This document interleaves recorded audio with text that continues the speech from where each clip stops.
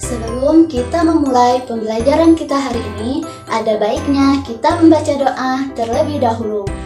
Bismillahirrahmanirrahim. Rabbi zidni ilma warzuqni fahma. Amin. Apa kabar anak-anak? Alhamdulillah, luar biasa. Allahu Akbar. Ibu akan mengajak kalian untuk mengingat peralatan listrik yang ada di rumah kalian masing-masing. Coba sebutkan apa saja peralatan listrik yang ada di rumah kalian. Iya, peralatan listrik yang ada di rumah contohnya kipas angin, televisi, dan kulkas. Dan dari mana kita mendapatkan sumber energi listrik? Kita mendapatkan sumber energi listrik salah satunya dari baterai. Peralatan listrik yang berukuran kecil biasanya menggunakan baterai, contohnya telepon genggam, jam dinding, dan lampu senter. Baiklah, agar kita lebih semangat dalam pembelajaran hari ini, Ibu mempunyai tepuk gembira, yaitu tepuk gembira. Ola ola hore hore yes. Ola ola hore hore yes. Ayo kita tersenyum, tertawa dan gembira. Tepuk tangan hilangkan sedih dan duka. Hahaha, kikikuk, yeay. Apakah sudah semangat belajar hari ini? Alhamdulillah, jika sudah semangat, Ibu akan menanyakan apa pengertian dari sumber energi listrik? Sumber energi listrik atau tenaga listrik adalah salah satu jenis energi yang paling utama yang dibutuhkan oleh peralatan listrik. Ada yang tahu apa rangkaian listrik dan fungsi komponen listrik? Rangkaian listrik adalah beberapa komponen yang dihubungkan dengan sumber tegangan sehingga memiliki fungsi dan kegunaan tertentu. Rangkaian listrik tersebut disusun dari beberapa komponen, yaitu alat listrik, konduktor atau pengantar listrik, dan sumber listrik. Beberapa fungsi komponen listrik tersebut adalah sebagai berikut, yaitu yang pertama saklar. Saklar berfungsi untuk menyambungkan atau memutus rangkaian listrik hingga membuat aliran listrik terhenti. Baterai, apa fungsinya? Fungsi baterai sebagai sumber energi listrik. Pada dasarnya, baterai adalah media penyimpanan energi listrik yang juga dapat dijadikan sumber energi listrik kembali. Kabel berfungsi sebagai konduktor atau media pengantar listrik. Beberapa jenis logam sangat baik sebagai konduktor, namun pada umumnya kabel berbahan dasar tembaga. Selain karena lebih ekonomis, tembaga juga merupakan pengantar listrik yang baik. Selanjutnya, lampu berfungsi sebagai alat perubahan energi listrik menjadi cahaya. Pada rangkaian listrik lampu bisa diganti alat elektronik lainnya sesuai dengan kebutuhan. Namun, lampu menjadi pilihan dalam percobaan membuat rangkaian karena dapat diuji dengan mudah. Jenis rangkaian listrik berdasarkan ada tidaknya aliran listrik terbagi menjadi dua. Satu, rangkaian listrik terbuka adalah rangkaian listrik yang tidak dapat mengalirkan arus listrik karena jalurnya terputus atau sekelar terbuka. Yang kedua, rangkaian listrik tertutup adalah rangkaian listrik yang dapat mengalirkan arus listrik karena sekelarnya dalam kondisi tertutup, sehingga jalur-alur listrik dapat terhubung. Nah, untuk mengetahui lebih lengkapnya tentang rangkaian seri, paralel, dan campuran, kita akan melakukan percobaan pembuatan rangkaian seri, paralel, dan campuran. Halo anak-anak, baiklah, kita akan mempraktekkan rangkaian seri. Yang pertama kita siapkan kardus, ada kardus ini. Yang kedua ada isolasi, terus ada baterai, ada saklar untuk memati dan menghidupkan lampu nanti. Terus ada bola lampu dan dudukannya. Dan ada kabel.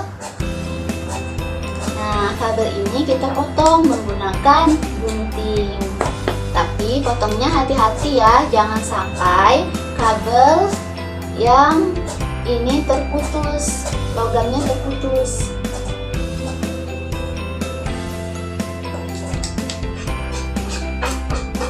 Sudah dipotong, maka kabelnya nanti yang sudah dipotong itu akan seperti ini. Logam tembaganya kelihatan. Kabel berfungsi sebagai konduktor atau media pengantar listrik. Beberapa jenis logam sangat baik sebagai konduktor. Namun pada umumnya kabel berbahan dasar tembaga. Selain karena lebih ekonomis, tembaga juga merupakan pengantar listrik yang baik. Lampu berfungsi sebagai alat perubahan energi listrik menjadi cahaya. Pada rangkaian lain, lampu bisa diganti alat elektronik lainnya sesuai dengan kebutuhan.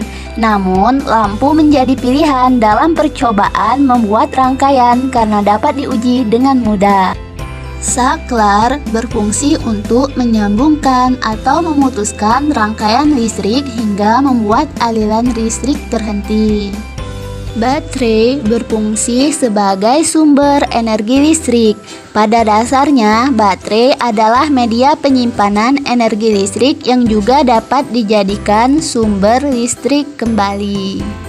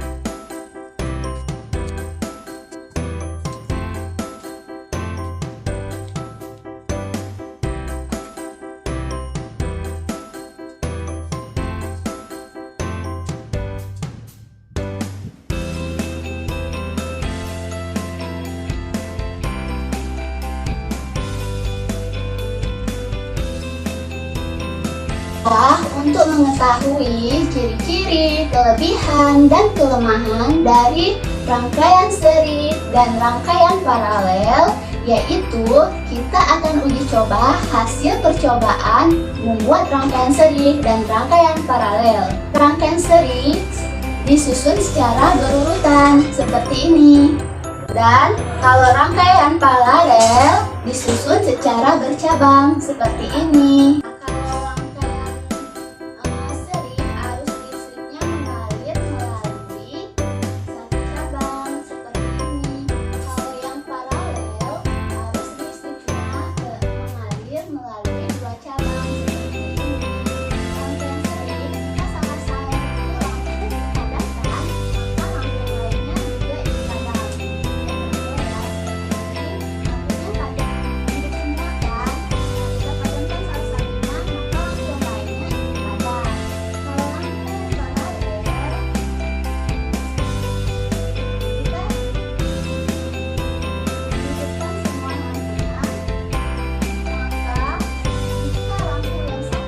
Nyala lampu rangkaian seri ini lebih redup dibandingkan nyala lampu rangkaian paralel. Contohnya, kita hidupkan. Ini lebih redup daripada rangkaian paralel.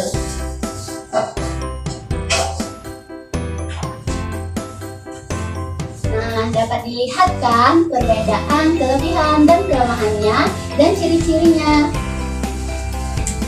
Sekarang rangkaian campuran. Rangkaian campuran ini gabungan dari rangkaian seri yang di atas dan rangkaian paralel yang di bawah. Nah, kelebihan, kekurangan, dan ciri-ciri dari rangkaian campuran yaitu ada juga kekurangan dan ciri-ciri dari rangkaian seri dan rangkaian paralel.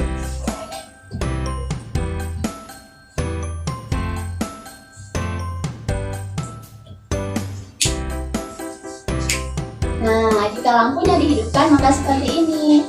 Terlihat kan perbedaannya, ini rangkaian paralel, lampunya lebih terang. Ini rangkaian seri, lampunya lebih redup. Nah, rangkaian campuran ini gabungan dari rangkaian seri dan paralel. Waalaikumsalam warahmatullahi wabarakatuh.